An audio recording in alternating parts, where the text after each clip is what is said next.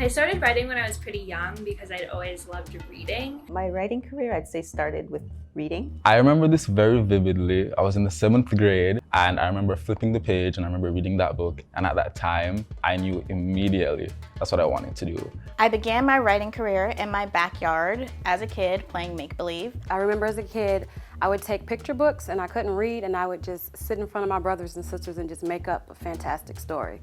Once you realize how amazing it is to tell stories with just your imagination, you get hooked real quick. When I was in college, I tried every other major but writing. I kind of ran from it from the beginning and eventually came to it.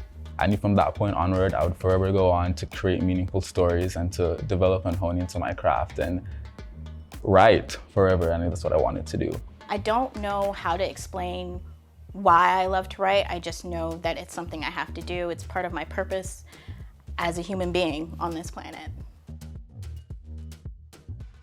I'd say the first time I saw myself in a book, where I really felt like I was being represented, was probably in Toni Morrison's The Bluest Eye, which I read in high school. The first time I strongly identified with a Black character was Lore from the Pendragon series. It's by DJ McCall.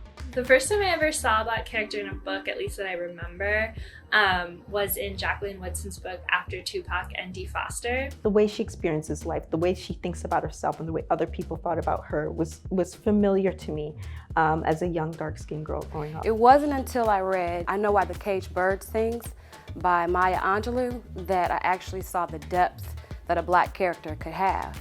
The perfect female protagonist, especially for a Black girl growing up. She's the perfect Black role model. I think I didn't even realize that it was something that had been missing from what I was reading, because I was just so surprised to see characters in a book that looked like me. She was just super important to me as a kid, and I hope my characters can do the same thing for other readers. Growing up in Jamaica and going through the Jamaican education system, we're always given Black characters, but I feel like at the time I took that for granted. When I was reading in like elementary school and whatnot, you know, you'd see Black characters, but we were always painted the same as everyone else. It's been me re-owning who I am and my identity and really shaping that into my craft.